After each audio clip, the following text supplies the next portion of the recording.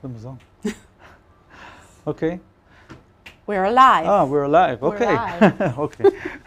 Hi everyone. I'm buying some time now because I want to allow some more people to join. So you want to introduce yourself in the meantime? I think people should get to know you Yeah. more. I mean, Yeah. probably they've seen enough of me. Okay, so till everyone will join, I'm Tali Chen, Chief Business Officer at Innoviz. Great to be in my first ever Facebook Live session. So, hi everyone. We start? Okay, let's start. Okay, so we have about 60 questions that we got from you. Thank you for that. Before I'll dive, we'll go through them, and we have an hour session, and we'll try to cover as much as possible. I want to maybe use the opportunity to give you a few words from myself. So actually, we're in a very interesting situation, or I would say status. In the last earnings call, we talked about making progress towards expansions of our programs with our existing customers, and generally, this is going very well. We had a press release just I think a week ago, Yeah, right? something like that. Okay, so we made a press release related to getting a purchase order from a commercial vehicle program. And some people have asked about that, and I actually want to use the opportunity to talk about it. You know, people asking why are we announcing on a few hundreds of lidars. So generally, this is a program that is going to SOP in 2025 or end of 25. And while this is a very, would say, timely-based process, and we're still in discussion on the commercial terms, you know, the customer wanted to issue a purchase order, so they have a certain build.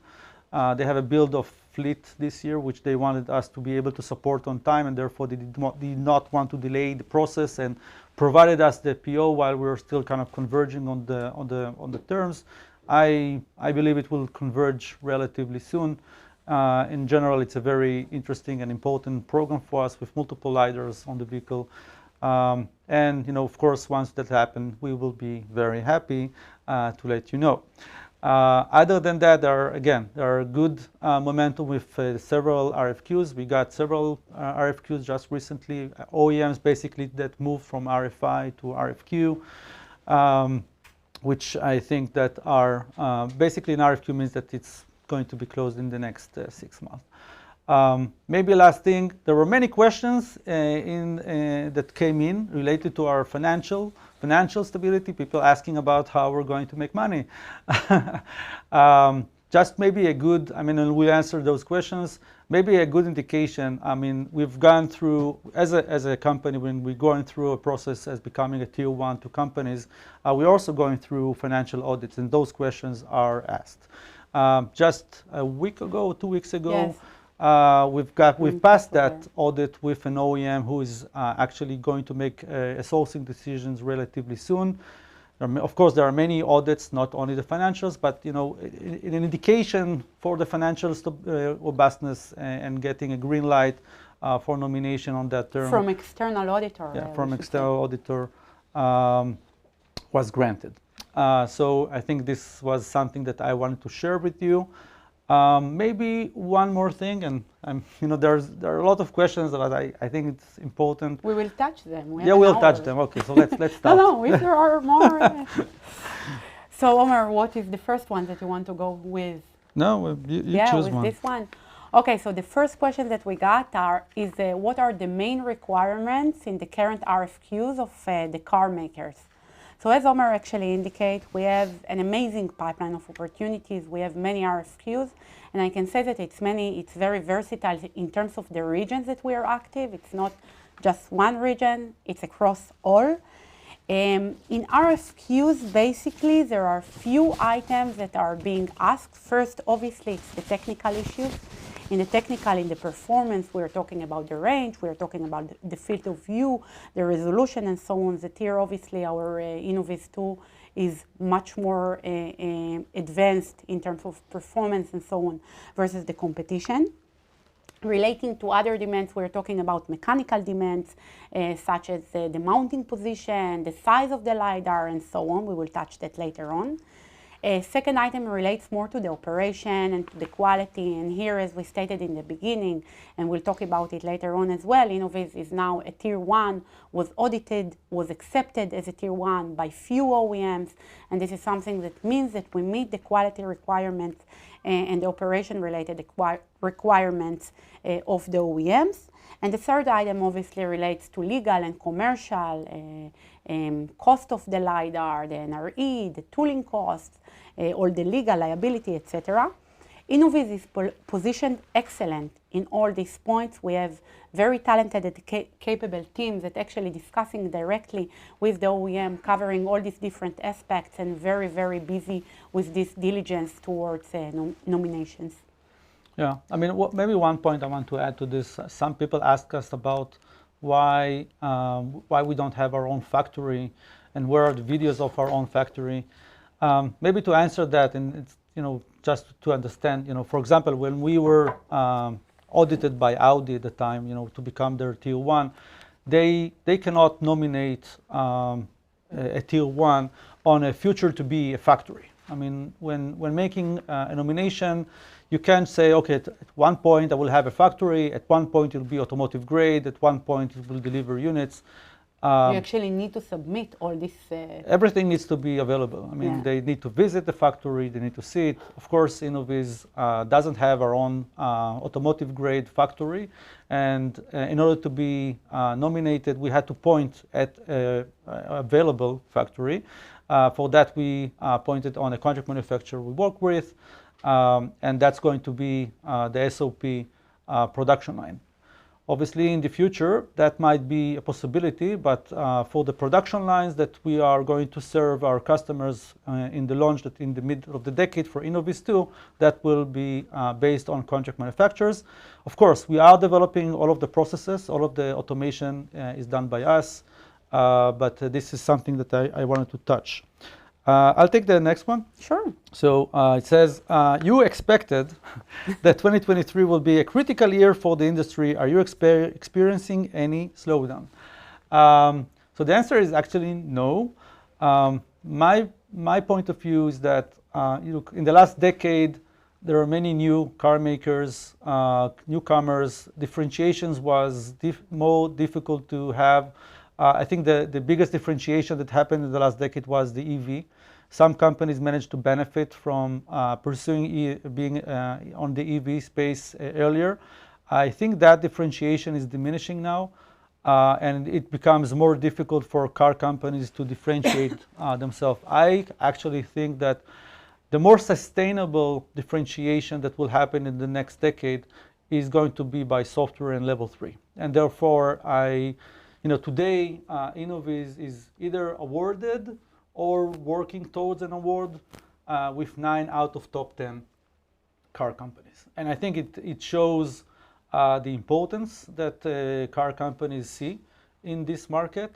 And I generally believe that 2023 is going to be very meaningful because every decision made by a customer pushes the next one as well. I mean, I hardly see the chance that any OEM would pick a technology that was never picked before at volume by a credible OEM. OEMs understand the complexity of bringing a LiDAR to volume production, and they want companies that have already done that. There is a very limited number of LiDAR companies that can do that as a Tier 1 with the right performance and the right price point. You convinced me.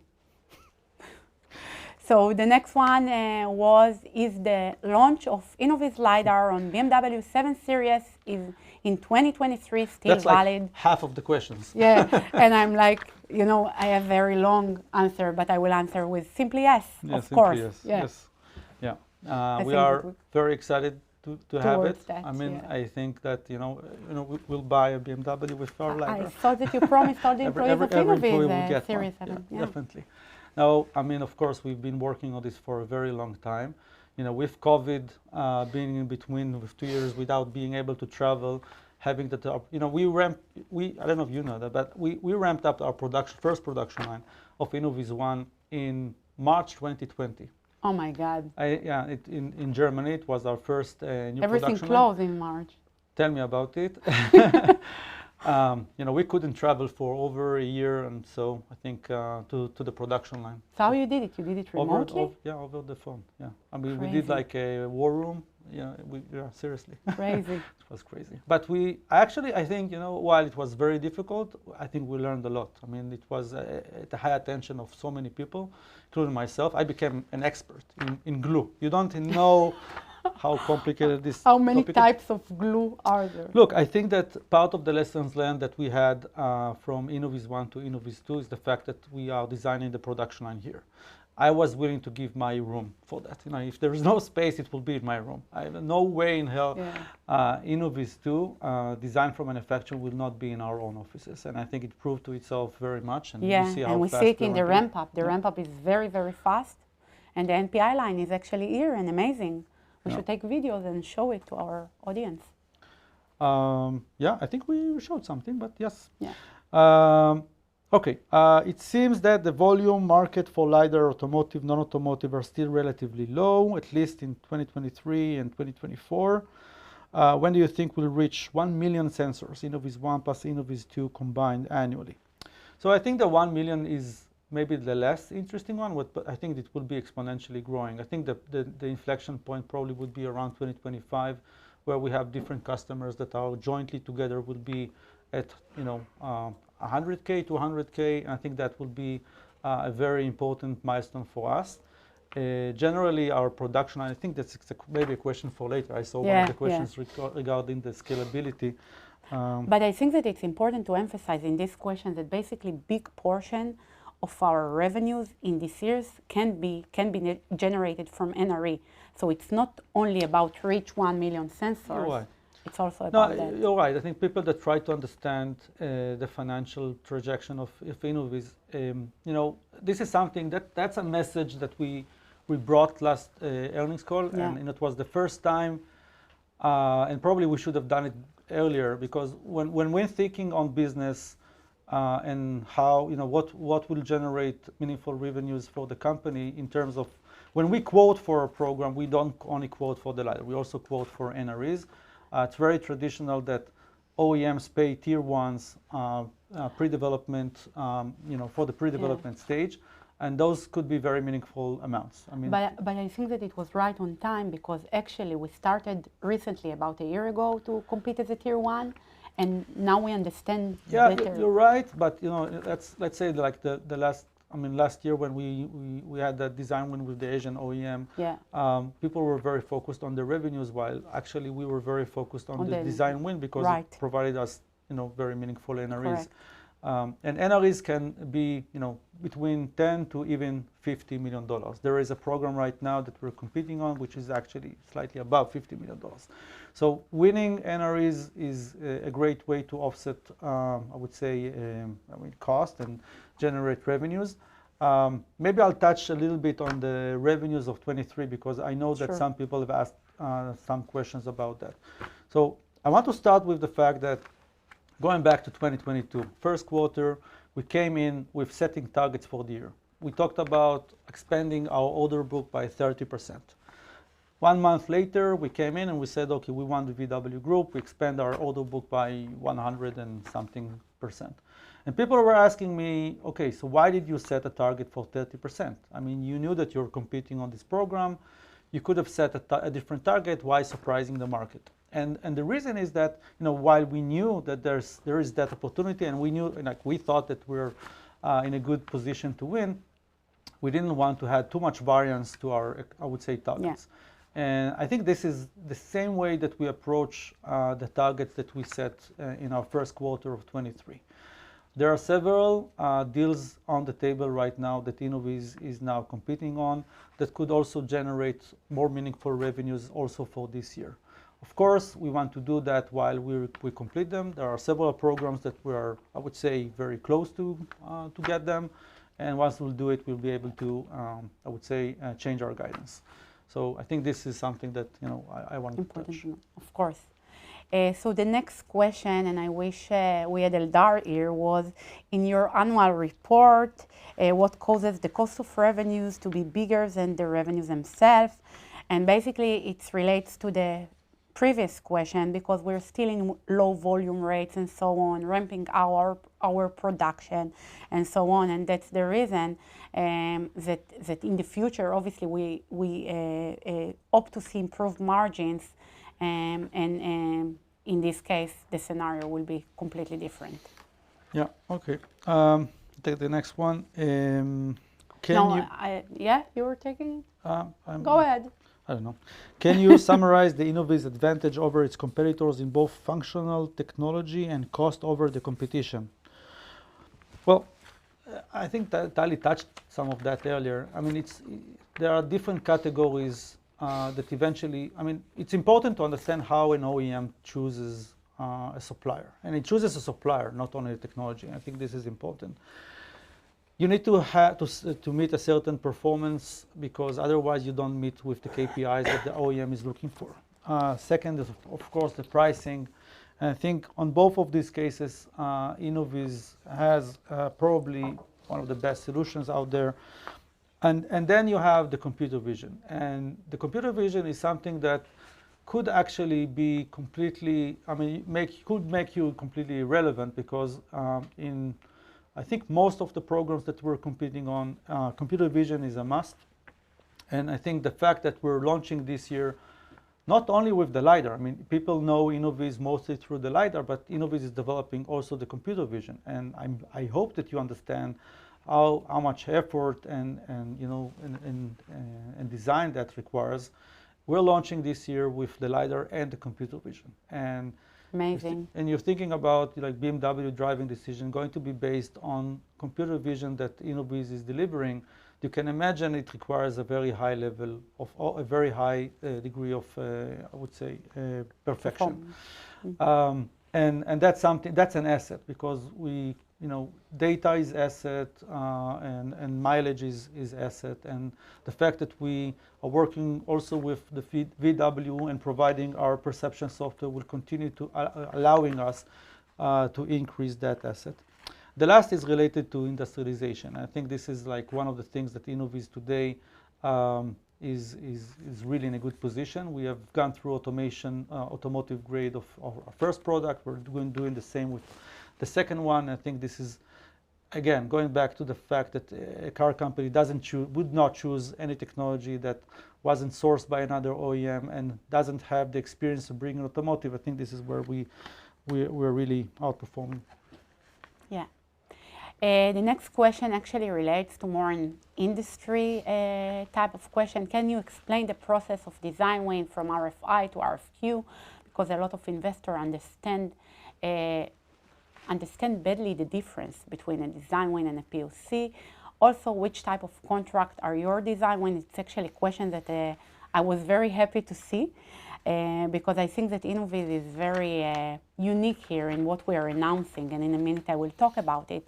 But first about the process. So the nomination process in the automotive industry is very structured and very, very clear. It starts usually with RFI. RFI stands for Request for Information, and actually it's sets of documents that are being sent directly to few LiDAR suppliers. It can be many, it can be less than many, but to some LiDAR suppliers, I would say, that should answer. It requires some effort from the OEM, so the OEM will not send it to every LiDAR supplier he ever heard about, but just the one that he thinks that he has really interest to get their information and fits to the needs. And basically it's a set of documents, as I said, and we're starting some sort of diligence, mainly on the technical and some aspects of the commercial requirement. Then following that, and it can be a process of 6 months or so, something like that, maybe less, depends, maybe less, maybe more, depends in which region, depends where. There are some that are moving faster and so on. Then the next process is RFQ, which is request for quote. This is very serious process. it's usually being submitted to a short list, meaning to few companies that pass the RFI level. And the RFQ is a very long diligence that require a lot of investment for both the OEM and the Lidar supplier, list of questions on the technical, on the operation, on the quality, on the production, on the legal. We're starting actually in this process also the legal diligence, commercial pricing, and so on. And it requires efforts also from the OEM because there are many meetings that they need to attend, big part of the team of the OEMs traveling, etc., and so on. Following the RFQ, there is a nomination that we're all celebrating and so on. Now, at least from my knowledge, and correct me if I'm wrong, Omer, Innoviz till now on the automotive front announced only nomination for serial production, meaning we didn't have, at least in the last year and a half, we didn't have announcement PRs of POCs and things like that. We define there is design wins and there is pre-production wins, right? I mean, last year we had a different category. It's before I came, so it does not exist. No, there was design wins is when we've gone through our RFQ, we're going to serious production and kicked off a program. Whenever we have a customer we reach a certain agreement of buying lidars from us for different R&D purposes, possibly as a part of doing the RFI and RFQ, but just not a design win yet. We call it a pre-production deal. Mm-hmm. And maybe the last announcement we made, some maybe was confusing to some people because it's actually not a pre-production deal. It's more than that. Yeah. I mean, at least very close to that. Yeah. But I think that all the ones that I know for sure, all the ones that we made in the last year are serious production. And this is something that may be different. Yeah. You're right. Please explain CARIAD Bosch relationship in your project. How does that affect your... basically, CARIAD and Bosch are working on the platform that we were awarded to. They collaborate on the software development for the driving decision. Innoviz Lidar is the one that is used.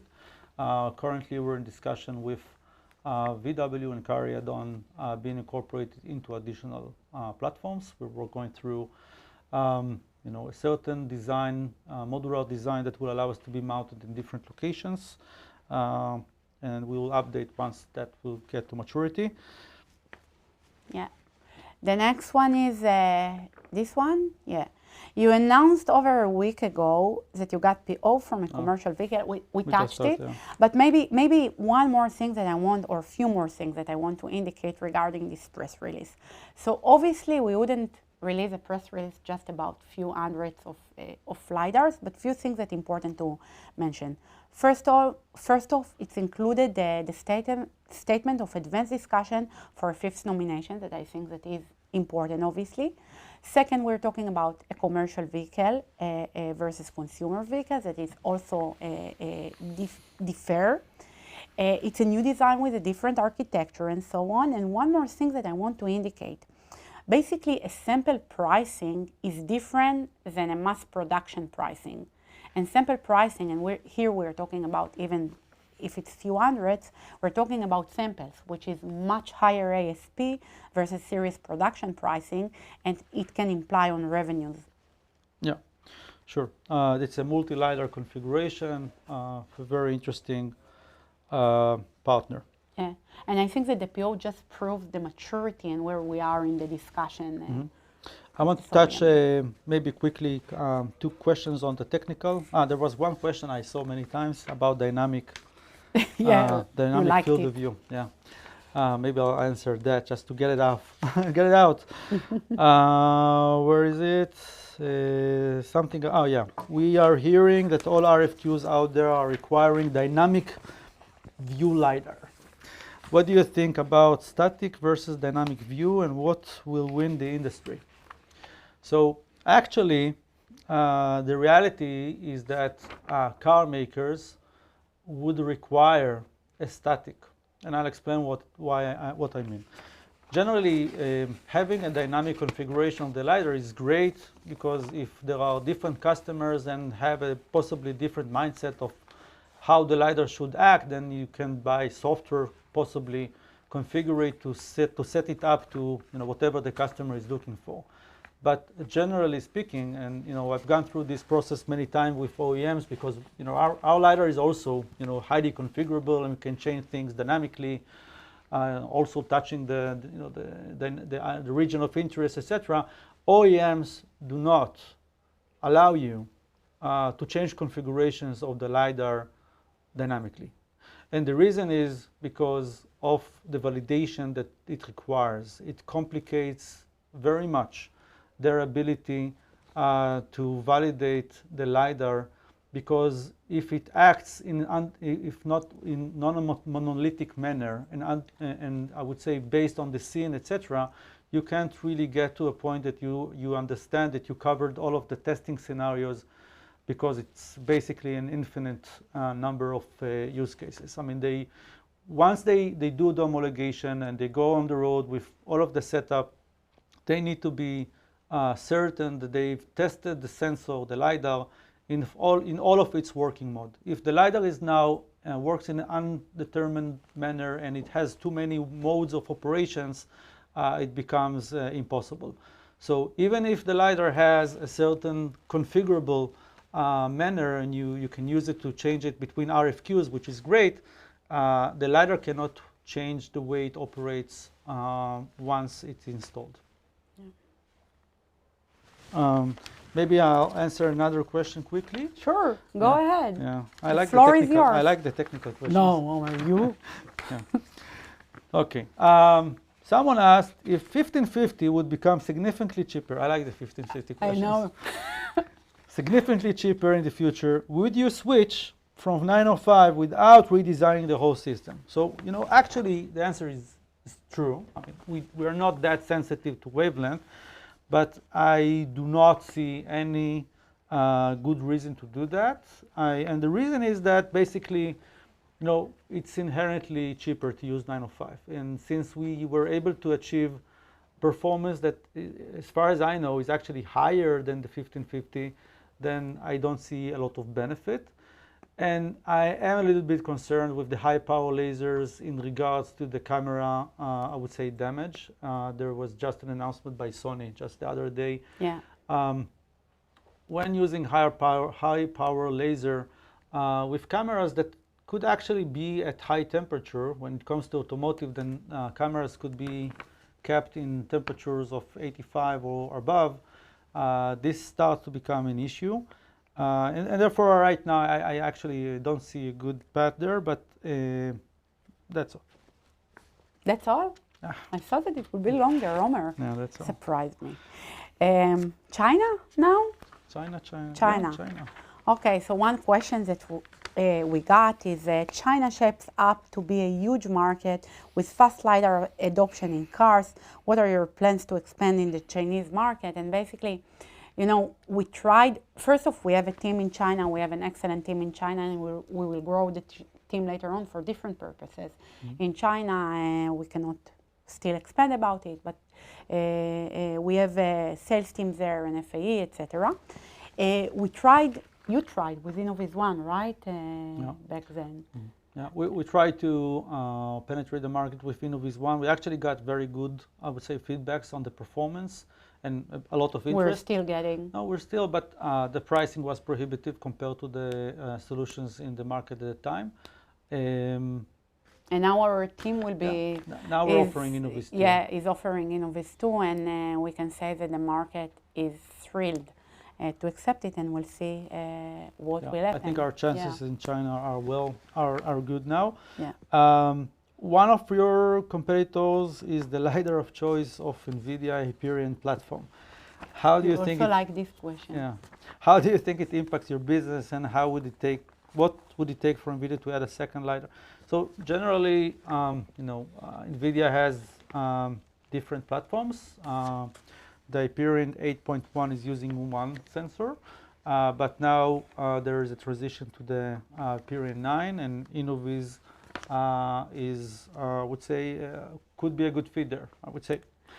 And I think that if we're talking generally on the platform, I think that we're very strong there. We cannot talk about everything, obviously, but we're Very strong where? with the compute Okay. platforms. Okay. Very strong generally, Okay. but Very strong generally. with the compute platform specifically. Correct. Yeah.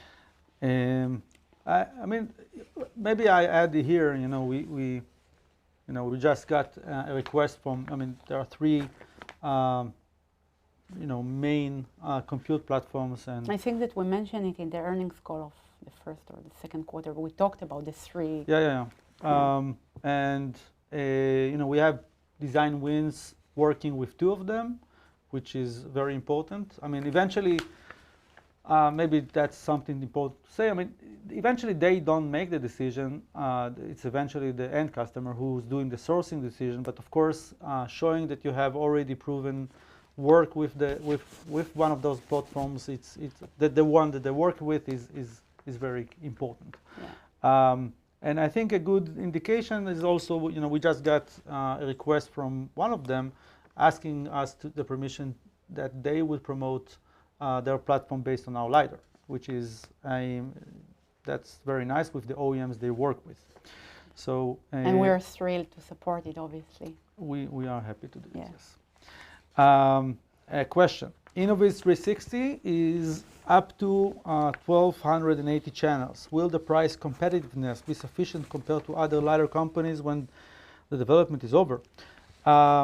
So maybe just to make it clear, Innoviz 360 is based on a single laser, single detector, very much like Innoviz 2, and therefore the pricing of it would be very competitive. And I actually think that the Innoviz 360 will be a very disruptive product. We showed the prototype at CES, and we're going through design for manufacturing now, so we can bring it to higher scale.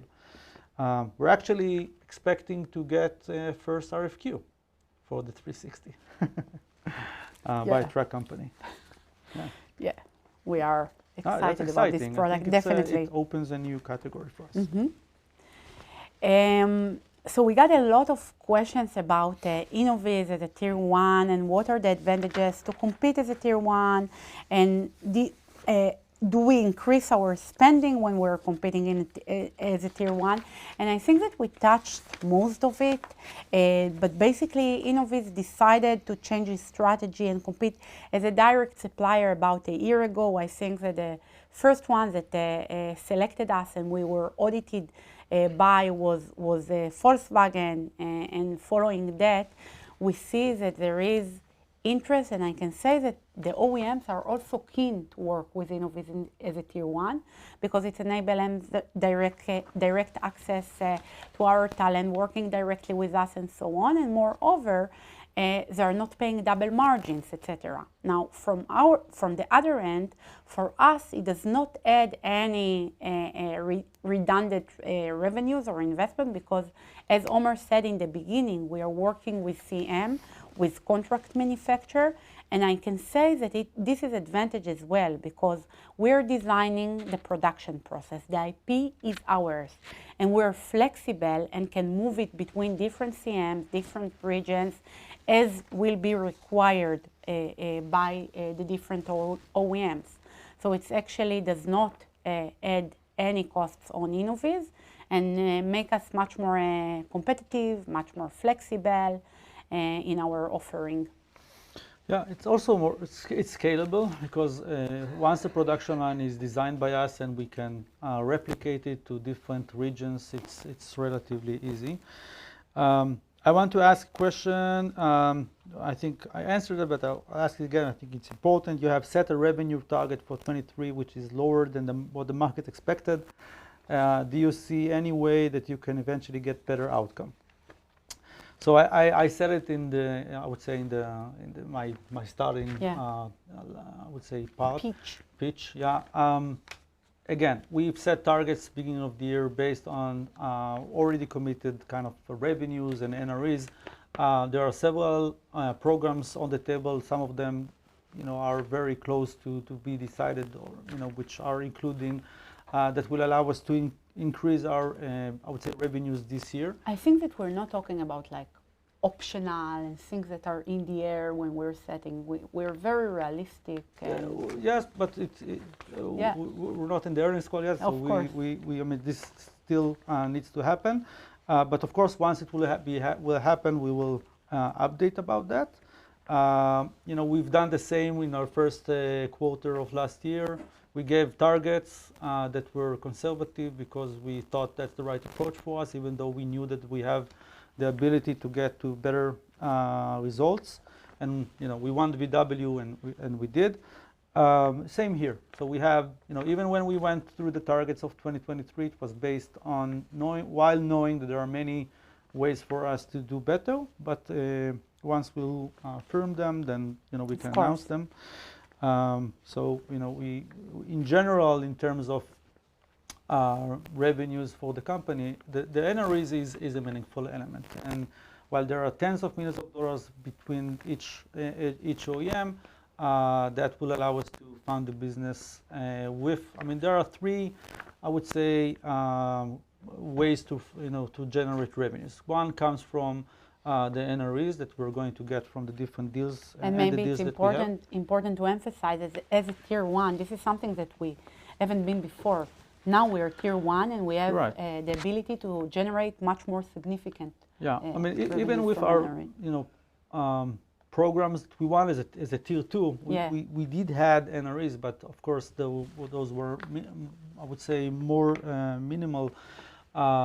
And now as a tier one, where we take all of the activity, we are able to tap into bigger pockets, which are important for us.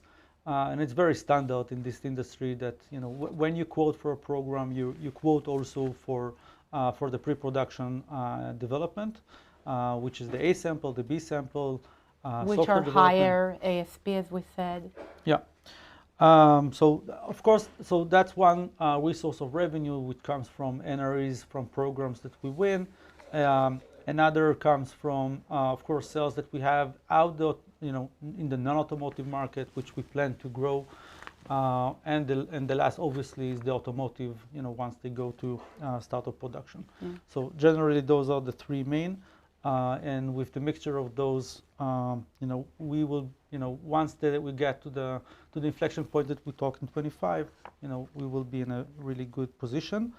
And again, as I said in the beginning, you know, while those questions on the financial stability come up, you know, we just got audited by an OEM who is now on a process to make a decision. And as part of the audit, you know, on the industrial manner, on the product, etc., we also audited on the financial. And just a week ago or 2 weeks ago, by an external auditor picked by the customer, we got a green light on the financial robustness, so we can become their tier one. So I think it's a very positive, I would say, situation. You touched in your statement now about revenues and so on, the non-automotive, so maybe we'll jump to that, because one of the questions was what are your offering for the non-automotive domain? And actually, maybe one more thing to emphasize about the non-automotive, we're not designing a specific product for the non-automotive. We actually take the same product that is dedicated for the automotive, either Innoviz 1 or Innoviz 2, and selling that to non-automotive domains. So actually, in this perspective, customers that are coming from different verticals that do not have the volume, etc., can benefit from an amazing Lidar with amazing performance, with the range, with resolution, and with the scale of the pricing. Now, with that, I think that we can do one session only on non-automotive, because there are tons of use cases that we're seeing. And actually, Omer likes to say it. Think about the Lidar as a 3D sensor. So every use case that requires 3D can benefit from the Lidar. And now we have tons of applications that are knocking on our doors, from ports to cranes, to smart cities. Our Drones. team will be in ITS next week, and will be present our solution with part of our partners, drones you mentioned. So there are really tons of applications.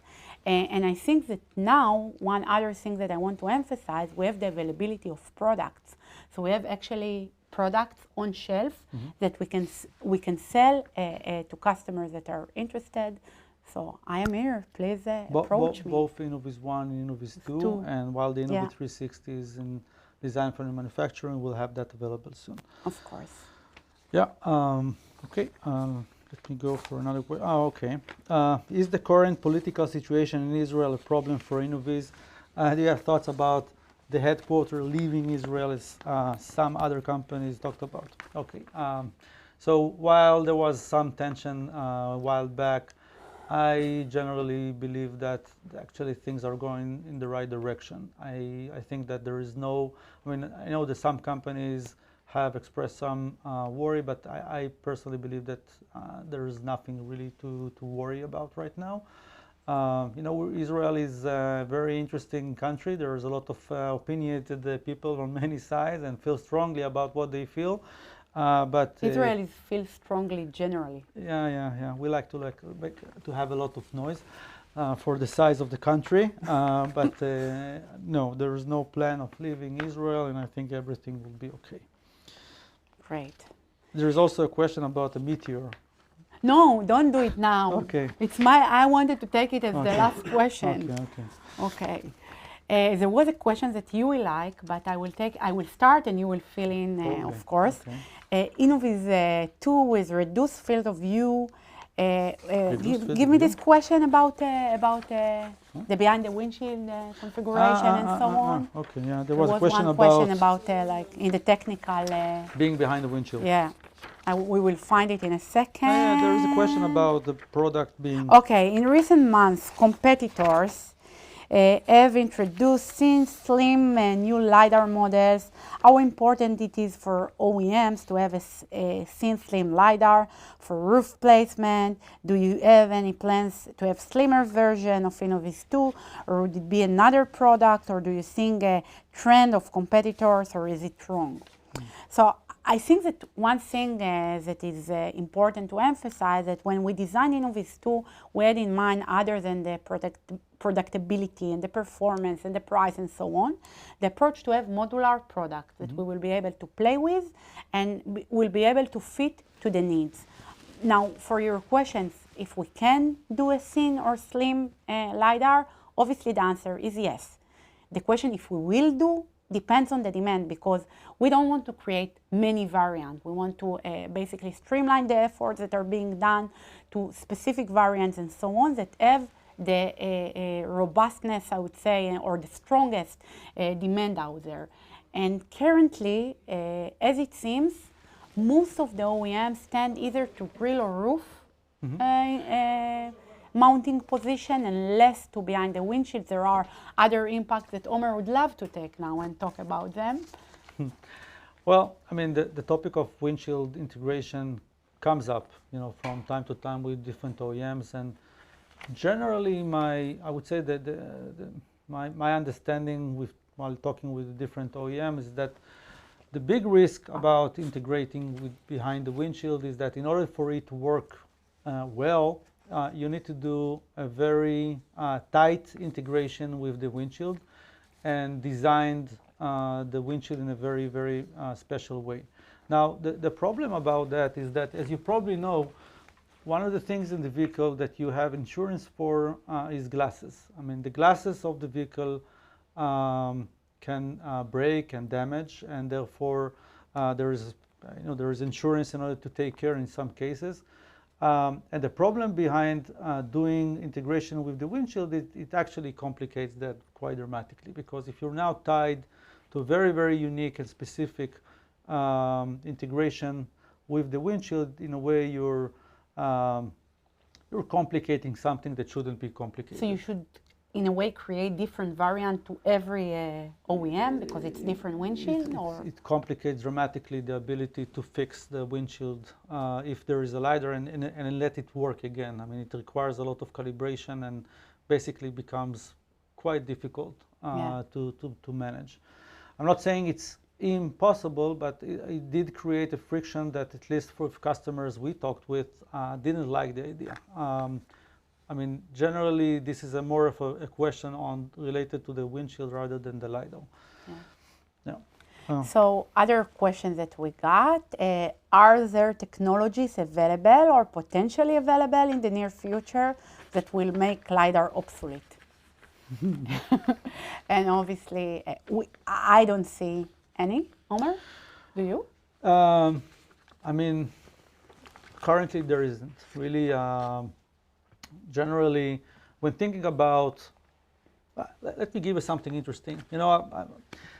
Today there are three main technologies. You have radar, you have camera, and you have a LiDAR.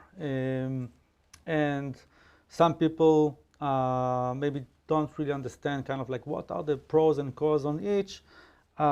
Generally speaking, when thinking about what technology might become obsolete, I would give like a very interesting insight that comes from a discussion with a customer right now. Two insights. One comes from, actually that was told by Richard Rau, the VP of Automotive Driving by BMW at some point, said, interestingly enough, when they started developing ADAS, they started by using a camera and added then a radar and maybe then another camera and added more and more features. And what he said was interesting. Once you add a LiDAR, there are actually many features that you make the other sensors quite redundant. And while the LiDAR becomes cheaper and cheaper and better, the pyramid is actually upside down. Possibly you should start with a LiDAR and then possibly, if needed at all, add other sensors, which is interesting. Another element which was... But you actually need one other at least for redundancy? Correct, for redundancy. But then raise the question of what really might be redundant. I mean, look, when talking about level 3, it means that there is a passenger, right? There is a driver behind the wheel. He can open a newspaper, which is nice. But then it means that, for example, in a very, very foggy day, which is not very common in many places, I assume that level 3 would ask the driver to drive. I don't think that OEMs would rush into taking responsibility in every weather condition. And then you ask yourself, what's really the benefit of using a radar in that condition? Because that's the claim of fame, right, of radars. And then you ask yourself, really, what's the value that the camera brings? I mean, whether it's reading signs, does a car need to read signs? I don't think so, right? I mean, we don't, like you have GPS and you know where you're traveling. Mostly. What? Mostly, I know. Yeah, yeah, me. And then you have like reading traffic lights, and I think that we probably agree that at some point of time we like looking at the traffic light is probably not the best way. So you might ask yourself, so what's really the benefit of cameras? And I think that while LiDARs are improving their resolution, I think that they are much more robust, right? I mean, in terms of direct sun and low light condition, etc. So what's really the benefit of cameras and radars? Now, an interesting insight coming from a program which we're currently competing on, Innoviz is offering the LiDAR. We're also offering the computer vision. Actually, in this program, we're also offering the compute box for that. And an interesting discussion now that is going on with the customers that he's looking at working. There is a certain system that's called MRM. It's related. It's minimal risk maneuver. It's related to a functionality that, in case the main ECU there is some malfunction, they want to. So redundancy of the. Yeah. So generally, whenever there is a malfunction, they want to move the responsibility to the driver that needs to be available. But let's say that it takes time for it to react. Then you still need some kind of computing in order to drive the car. But you need it to be simplified and redundant to the main ECU. And so far, MRMs were based on cameras, and now the discussion is about using the LiDAR for that. Amazing. And I think it in shows. In addition to the cameras, or. No. And I think it shows where's the level of, I would say, confidence now exists, right? I mean, if the LiDAR is perceived as a more credible, and more reliant sensor than the camera. I think it's a very interesting Direction. transition, Yeah. and possibly the Lidar computing would become more meaningful over time. Yeah, amazing. Let's go with how do you describe the spirit of the company? So I was told by Efrat to say that I'm with Innoviz for a year now. So actually, I can say I moved to Innoviz after being with other companies for 14 years and before and so on. And I can say that in Innoviz there is tons, and I think everyone are super smart, talented. It's really amazing, talented, smart team. And there is very unique work culture of work, very hard, very dedicated.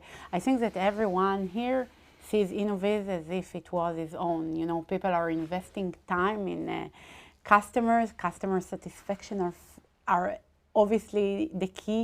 The performance of the Lidar, etc. Very open communication. You know, there is like a Slack channel, and everyone are talking about all the issues and so on. Yeah. Yeah, I think that when I'm thinking about the culture in Innoviz, the best, I would say, indication for me that things are in a good position. I know what you're going to say, that people are coming back. Yeah. I mean, over the course of time where Innoviz grew, obviously, we are today hundreds of people. Some people have left in the past. Now, it's interesting to see that, over 10 people, just one. Just now? Just now, yeah. Just now, one of the guys that were at the early stage of Innoviz at the perception software, he was actually in the algorithm team, and then he moved to the perception system, perception software. He left 6 months ago and came back just a few days ago. For me, I think it's the best indication that we're probably doing something right. Right. The fact that people miss Innoviz and miss what we're doing. I think that people in general, and this is something I always believe, people should always work in places they feel that they are connected to. I think it drives so much out of you, and I think it's. You knew when you will build like company and so on, this will be the culture, or it was done along the way? Look, it's it's my culture, right? People might not know. I started my career in the army. I was 7 years in the technology unit of the intelligence force. I was a captain there, and I was responsible for developing very unique technologies that were critical for the safety of people in Israel. And being in that environment where how critical the fruits of your work to the safety of your family, drives your commitment to the sky, right? And like starting every day of your, with that kind of energy, you become addicted, to be passionate about what you do. And I think this is something that I always was looking for. And I think that Innoviz is touching a problem that is worldwide, right? We're trying to solve one of the biggest problems that still remain in the world. It's like a plague, right? A car accident, and it's going to impact each one of us. So I think that and everybody, not everybody, but we all know what it means, to solve it. And maybe it's generally. And that's something that I like to talk about. You touched a little bit. If you peel off a little bit, like all of the marketing and Innoviz tier 1 and working in automotive grade, etc. Eventually, what really Innoviz does, which is significantly unique, is we really develop a very unique 3D sensor at very low cost and very high performance. And I actually think that eventually that become even much bigger than what we really do right now, because 3D would become much more meaningful. If we think about I don't know if you used ever a virtual reality device.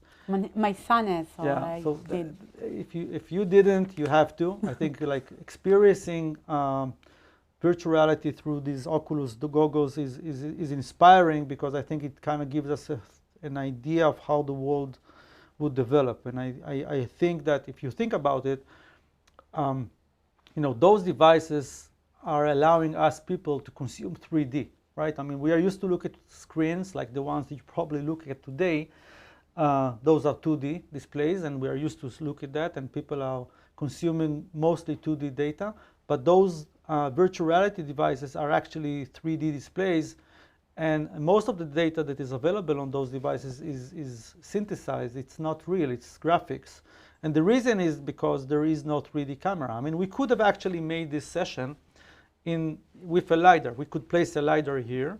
People would wear their Oculus, and they would see us. They could actually stay here, like next to us, walk around us. That's cool, right? It's amazing. I think, like, for me, it's clear it will happen, right? And I think that being part of a world-changing kind of technology, of course, now going back, okay, so Innoviz is the tier one working in automotive, BMW, Volkswagen, Pip-up.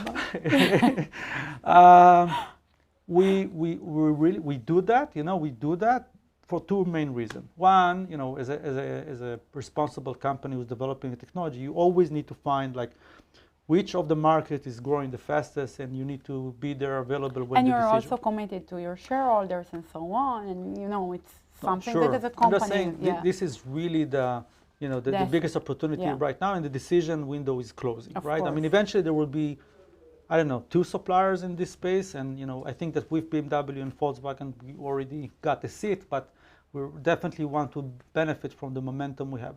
Second is that and we do see the consolidation in this market, Yeah. something that is happening already. And second part is related that it's really important, right? I mean, it's just need to happen, and we can't let it wait. Yeah, there's the last question here. I want to take it. You want to take it? No, I want to ask you. Oh, you want because to ask me? We got few questions. This one is very, very interesting. I think that a lot of people are concerned with what is happening in Israel, and we were debating between taking the Iran-Israel war or the meteor that will hit and destroy Israel. So in case a meteor, and it's a real question, or something else destroys the Innoviz campus, is there a contingency plan to move the headquarters and the operation to another location in another part of the world? Yeah, so to be honest, I mean, I'm not sure if that question. I think that we should check the Maldives. Yeah. No, I mean, we don't expect a meteor to hit Innoviz specifically. And I'm not sure if a meteor will hit Innoviz specifically. We will, moving around it will probably be a right thing. But the answer is no. So sorry, we don't have a contingency for a meteor. Yeah, I think that we do have contingency for other things. But not for a meteor. Yeah. But we hope, we really hope that a meteor will not hit our campus. It will be a shame. And we really It's a hope nice that we can do it again sometime soon, because it was fun. And do you believe that an hour passed by so fast? Yeah. Thank you very much. We are expecting. We have a ITS next week. We have an Edison Award tomorrow. Tomorrow. Yeah. For Innoviz, we were at the kind of final stages of We were something finals. We were shortlisted, and we're supposed to get an award, but we don't know which. Yeah. So thank you very much for joining us. We have the earnings call soon. Yeah. See our team in ITS. We have a commotion. We have a commotion with Giro from Audi. Yeah.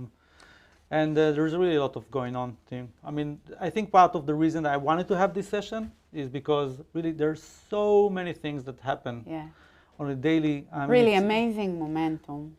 It's crazy. And I know that people are trying to understand what's going on. There is so much going on. It's pretty crazy.